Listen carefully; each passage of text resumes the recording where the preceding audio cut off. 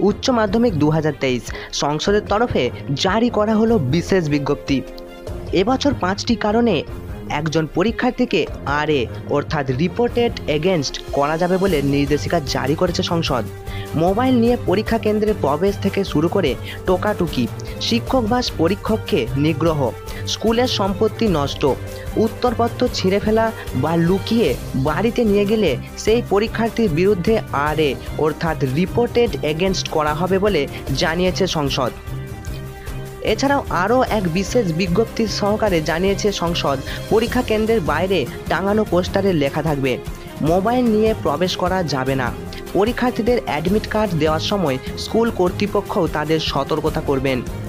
উচ্চ মাধ্যমিক এবং একাদশ শ্রেণীর পরীক্ষায় আর কোনো বিতর্ক চায় না উচ্চ মাধ্যমিক শিক্ষা সংসদ।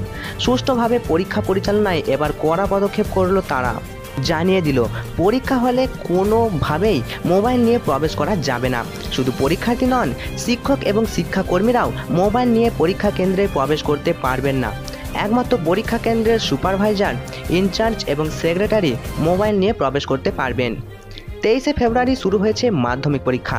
দ্বিতীয় ভাষার দিন পরীক্ষা চলাকালীন মাধ্যমিকের প্রশ্নপত্র ঘুরে বেড়াচ্ছে বলে অভিযোগ করেন রাজ্য বিজেপির সভাপতি সুকান্ত মজুমদার। মধ্যশিক্ষা পর্ষদের সভাপতি রামানুজ গঙ্গোপাধ্যায় পরে জানিয়েছিলেন, কোনো এক পরীক্ষার্থী মোবাইলে প্রশ্নপত্রের ছবিটি তুলেছে। আদালতের নির্দেশ অনুযায়ী ইন্টারনেট পরিষেবা বন্ধ করা যায় না। এই ঘটনায় পরীক্ষার উপর প্রভাব পড়েনি। এবার সতর্ক উচ্চ মাধ্যমিক শিক্ষা সংসদও। পরীক্ষা কেন্দ্রের বাইরে টাঙানো পোস্টারে লেখা থাকবে মোবাইল নিয়ে প্রবেশ করা যাবে না। পরীক্ষার্থীদের অ্যাডমিট কার্ড নেওয়ার সময় স্কুল কর্তৃপক্ষও তাদের সতর্ক করবেন। এরপরেও কোনো পরীক্ষার্থী মোবাইল ফোন নিয়ে কেন্দ্রের ভিতর ধরা পড়লে তার সেদিনে তো বটেই, বাকি পরীক্ষাগুলিও বাতিল বলে ঘোষণা করা হবে। একই সঙ্গে বাজেয়াপ্ত করা হবে সেই মোবাইল ফোনটিও। এজন্য স্কুল কোনোভাবে দায়ী থাকবে না। পরীক্ষা কেন্দ্রে কেউ মোবাইল নিয়ে প্রবেশ করছে কিনা খতিয়ে দেখবেন গেটের বাইরে থাকা পুলিশ কর্মীরা। পরীক্ষা কেন্দ্রে শিক্ষক এবং শিক্ষাকর্মীদের জন্য কড়া বিধি চালু করেছে সংসদ। জানানো হয়েছে, পরীক্ষা শুরু হওয়ার পর কোনো শিক্ষক বা শিক্ষাকর্মী কেন্দ্রের বাইরে যেতে পারবেন না। এবছর সংসদ 235টি শিক্ষা কেন্দ্রকে সংবেদনশীল বলে চিহ্নিত করেছেন। এই সংবেদনশীল কেন্দ্রগুলির মূল গেটে মেটাল ডিটেক্টর বসানো থাকবে।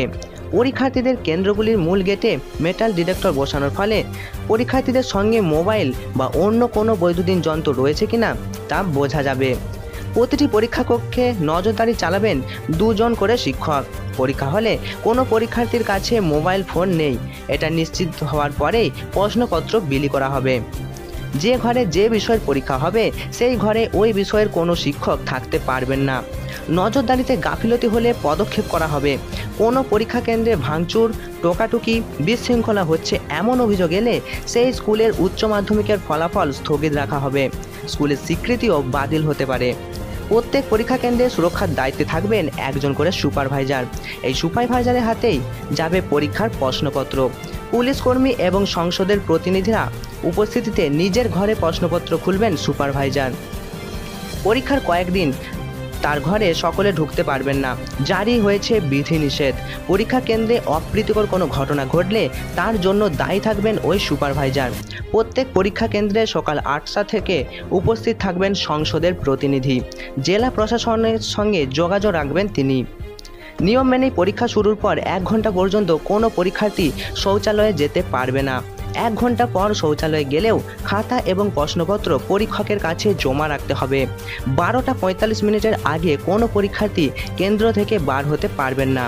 এবছর 5টি কারণে এক পরীক্ষার্থীকে আরএ অর্থাৎ রিপোর্টেড এগেনস্ট করা যাবে বলে নির্দেশিকা জারি করেছে সংসদ।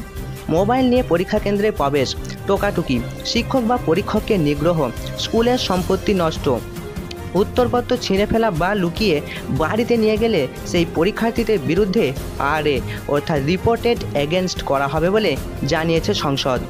News ACS Bangla.